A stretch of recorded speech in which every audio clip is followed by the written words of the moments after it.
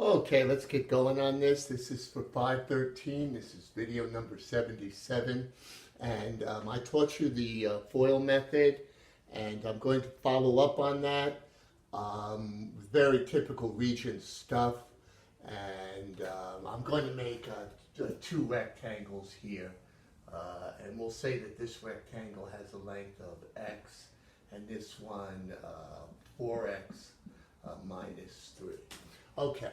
So in both cases, we choose to represent rectangles by linear binomials or linear monomials. And that makes sense because after all, 3x plus 2 is a line on the graph paper. It's x to the 1, which represents a line. And when we multiply these guys together, in this case using the FOIL method, and over here I'll also do it the other way so you get a little practice. I'll get to the assignment number 32 shortly. And then over here, a monomial times a binomial. So let's just direct the action a little bit this way. And the task would be to calculate the area. By the way, the perimeter, might as well just get that out there.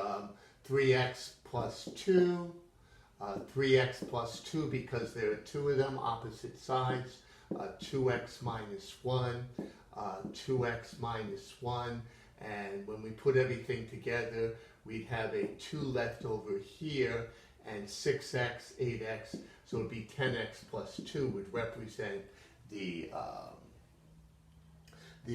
perimeter. And what would the restriction be? Well, the restriction would have to say that, let's see, 3x plus 2 is greater than 0. So 3x would have to be greater than that. So x would have to be greater than negative 2 over 3. And at the same time, 2x minus 1 would have to be greater than 0, so that makes 2 plus 1. So smallest side that x can be, the smallest value x can be, is x has to be greater than 1/2. If we only consider numbers, then x is greater than or equal to 1. Okay? But again, that's really not what we're doing right this second. We're practicing, but this is just to show you that it works all the time. We consider these guys just like numbers. We use restrictions all the time, and we're just showing you how that works. And now, let's figure out the area in terms of polynomials. And we said before that a linear binomial times a linear binomial is usually, but not always, a quadratic trinomial. That turns out to be important down the road. We'll use the FOIL method first. Order doesn't matter because of the commutative property of these algebraic expressions. And here we go with first, and there's outer, there's inner, and there's last, as shown to you before. I'll do the same problems over on the other side. Oh, it's going to make a little bit of sense. There's 6x squared. There's 4x for one middle term, there's minus 3x for another, and there's minus 2. And when I combine them, looks like a lot of, very similar to what I got last time. I get this polynomial. Of course, it's a quadratic trinomial because usually when you multiply it this way, the middle terms combine. And I'll direct our attention over to the other side here, and just so kids see this again and again, in any order, I'll multiply 3x plus 2 times, I'll put a little times thing there, and any way works, but we're just imagining that we're multiplying these two numbers together. As I mentioned, this is more widely used. By the way, the area, we might write something like that, is 6x squared plus x minus 2. And let's verify the answer when we multiply this. Negative 1 times 2 is negative 2, and negative 1 times 3x is negative 3x. Now we go to the other side. There's your positive 4x, and when I multiply that times that, any order works, as you can see. before I did it in another order. It's all the same. And you can see that we can multiply these polynomials just like we could regular numbers, and we treat them as such. Okay? So now very quickly, we'll take a look at the other one, and this is a monomial times a binomial. I explained to you earlier that that must, by definition, be a binomial. Anytime you multiply a monomial by anything else, you get the same number of terms. You just change the degree. And here we go, in any order yet again. And then just like we did back in the old days when we did algebra, you'd have 4x squared minus 3x.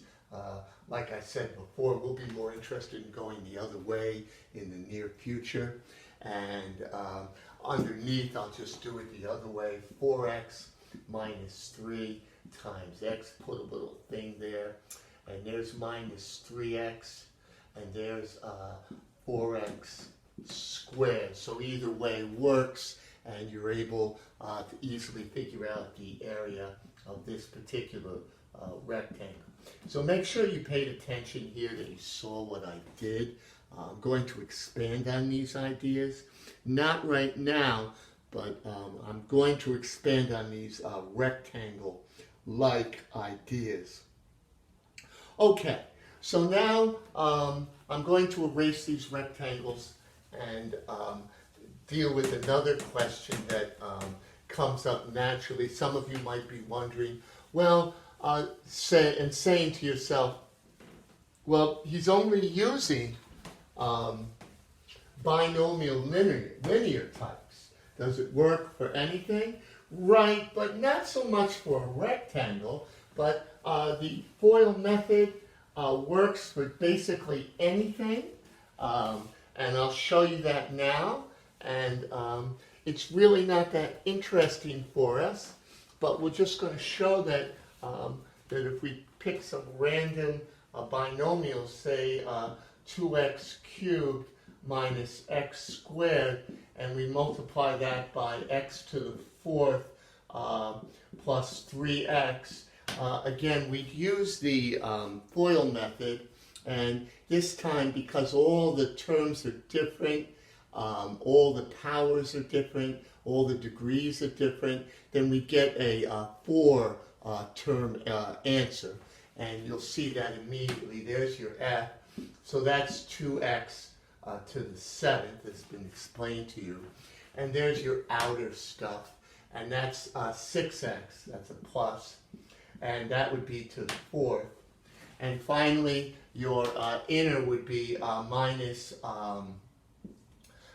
x to the 6th. Okay, just adding the exponents according to the product rule that you were taught. And finally, this last one here, minus 3x to the 3rd. And this answer wouldn't be considered correct because it's not in standard form. So you just change it around a little to make sure that you got all the terms in standard form order. And there you go. And on the next assignment, I'll definitely be giving you one like this. So the point is that as long as you have two binomials, here's a cubic binomial, here's a binomial to the 4th degree, I can multiply them together. I'm not representing any object now, and that's one of the reasons we do like using rectangles and right rectangular prisms to represent these things. And there you go. And we still have a little time, so I might as well show you another configuration. Some of you might be wondering, well, you multiplied a monomial times a monomial times a trinomial, etc., etc. Well, what's the deal? How about a binomial times a trinomial? And we'll do that now. And typically the Regents doesn't take it any more further than that, because you could go on forever if you wanted to. And so now we'll multiply a binomial times a trinomial.